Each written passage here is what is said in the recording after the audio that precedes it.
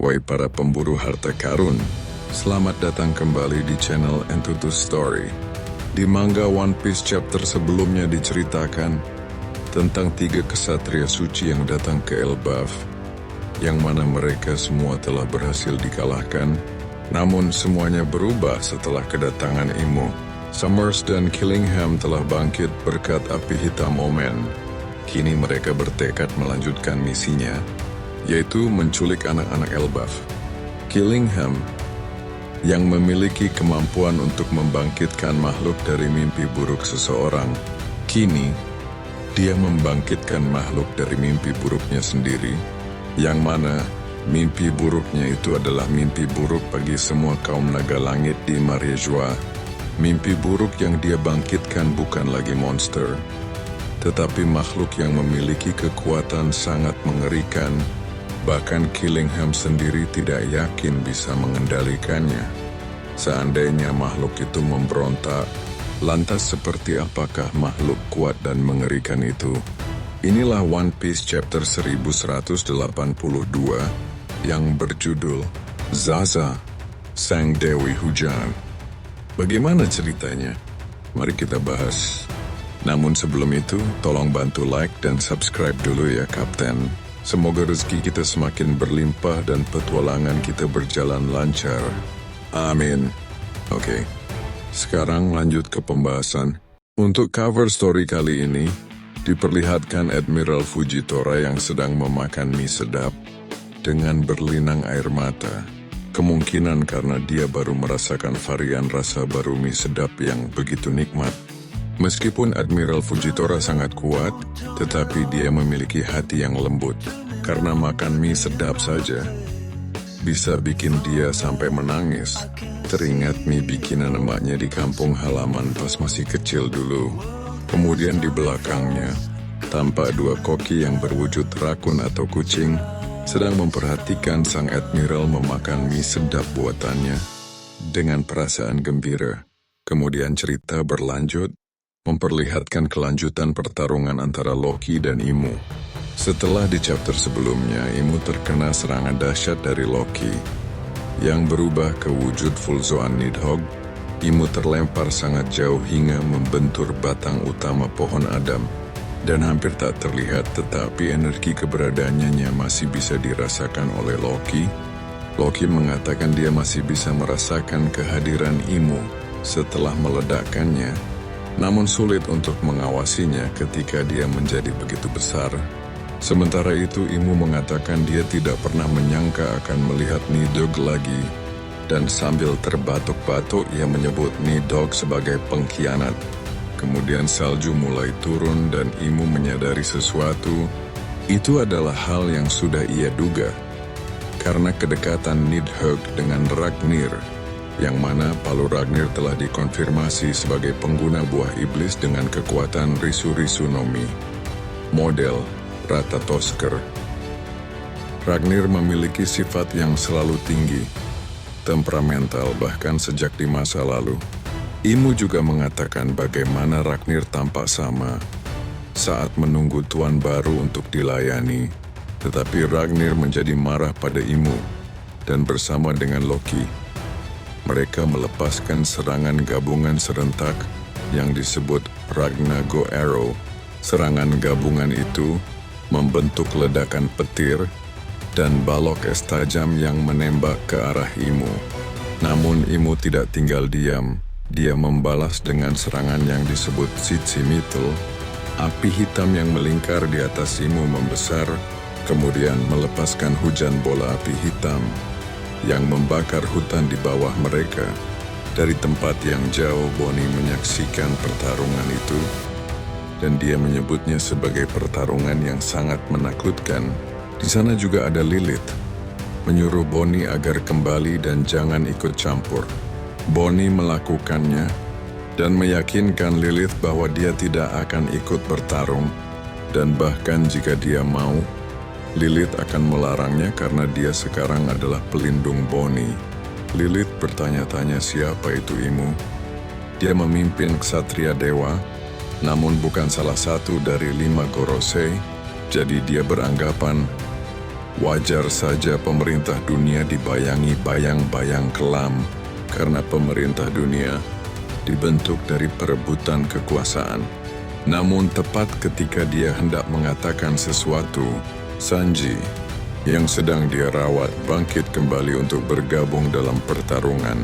Meskipun Bonnie memperingatkannya tentang luka-lukanya, Sanji mengatakan dia tidak punya pilihan karena dia ingat ketika Killingham menemukannya dalam keadaan lumpuh, dia mengatakan kepadanya bahwa Killingham akan menyelesaikan misi mereka dan melanjutkan penculikan anak-anak sebelum akhirnya Killingham pergi dengan menggunakan tubuh Sanji sebagai batu loncatan untuk meluncurkan dirinya.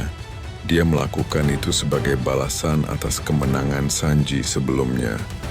Sambil memegangi bahunya, Sanji kemudian terbang ke udara dan menyatakan bahwa dia tidak akan membiarkan Elbaf, negara yang sangat dicintai Luffy dan Usopp, menderita seperti ini. Meskipun dia juga mengakui bahwa negara itu juga merupakan rumah bagi wanita-wanita raksasa cantik yang dia sukai. Di perpustakaan burung hantu, Robin dan Saul menemukan terowongan tersembunyi di bagian belakang yang mengarah ke ruangan rahasia. Dan disinilah Biblo mengambil semua buku. Robin dan Saul mengungkapkan rasa terima kasih kepada Biblo karena telah menyelamatkan buku-buku tersebut, sementara Saul mengakui bahwa ia semakin bingung dengan sifat keberadaan Biblo daripada sebelumnya. Adapun Somers, ia pergi ke dermaga untuk mengambil kapal raksasa lain untuk mengangkut anak-anak dan menuntut agar anak-anak para raksasa itu dibawa kepadanya dalam waktu 5 menit. Di bagian tempat lain, Chopper merawat jari-jari Gert yang dipotong oleh Imu. Chopper mengatakan bahwa karena luka yang dibuat Imu sangat tajam dan bersih, ujung jarinya akan menyambung kembali, tetapi butuh waktu berbulan-bulan untuk pulih sepenuhnya. Gert berterima kasih kepada Chopper, tetapi ia mengungkapkan kekecewaannya karena dia tidak dapat membantu orang lain meskipun dia sendiri adalah seorang dokter. Colon berterima kasih kepada Chopper karena telah merawat Ripley dan semua orang, dan Chopper mengatakan bahwa dia hanya melakukan perawatan darurat. Dan setelah bencana ini berakhir, dia dapat merawat semua orang dengan benar. Rodo menawarkan untuk memberikan jari-jarinya kepada Gert, tetapi Gert dengan acuh tak acuh menolaknya, meskipun dia mengakui bahwa dia sedikit menghormatinya. Setelah melihat Rodo mempertaruhkan nyawanya untuk saudaranya, hal itu membuat Rodo sangat bersemangat hingga mimisan. Sementara itu, Zoro menumpang di bahu Goldberg, yang saat ini merupakan satu-satunya anggota bajak laut prajurit raksasa baru yang tidak terluka parah, dan ia mengungkapkan rasa terima kasihnya kepada Zoro atas bantuannya, yang mana sesuatu yang Zoro anggap sebagai keyakinan Luffy bahwa negara temannya juga merupakan negaranya, sehingga memperkuat rasa hormat Hajrudin yang besar kepada Luffy. Zoro kemudian mengatakan kepada Goldberg bahwa kekuatan Imu tidak seperti kekuatan-kekuatan yang pernah ia lihat sebelumnya. Jadi, mereka harus menyelesaikan pertarungan ini dengan cepat sebelum keadaan benar-benar menjadi di luar kendali. Di tempat lain, Killingham menghubungi Somers dan memberitahunya bahwa dia telah membuat kesalahan karena secara tidak sengaja membangkitkan makhluk mimpi buruk dari apa yang dia sendiri takuti. Hal itu membuat Somers marah karena makhluk itu juga membuatnya takut. Namun Killingham meyakinkan bahwa dia dapat mengendalikan makhluk tersebut dan mereka perlu bergegas untuk menyelesaikan misi. Lewat Denden Mushi, Somers bertanya tentang Gunko, dan Killingham mengatakan kalau dia melihatnya saat dalam perjalanan ke sana dan mengira Gunko telah tewas. Meskipun terkejut, Somers menerima ini. Kemudian Somers mengatakan bahwa tubuh Imu tidak dapat bertahan lama di luar tanah suci Mare Joyce. Tetapi Fakta bahwa dia ada di sini secara pribadi, itu berarti mereka berdua harus memastikan kalau mereka tidak boleh mengecewakannya. Kemudian hujan mulai turun, dan curah hujannya cukup deras hingga membanjiri desa barat. Kemudian sebuah lengan besar yang terbuat dari air menangkap anak-anak sesuai perintah Killingham.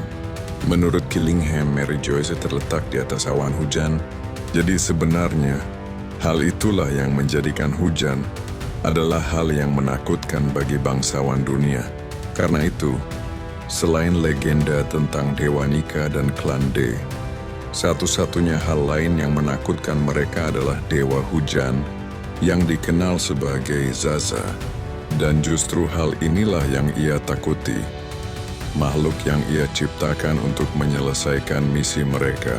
Sementara itu, Zoro melihat kekacauan di desa dan memutuskan untuk terus maju, sekaligus melewati Sanji yang menuju dari arah lain menuju desa.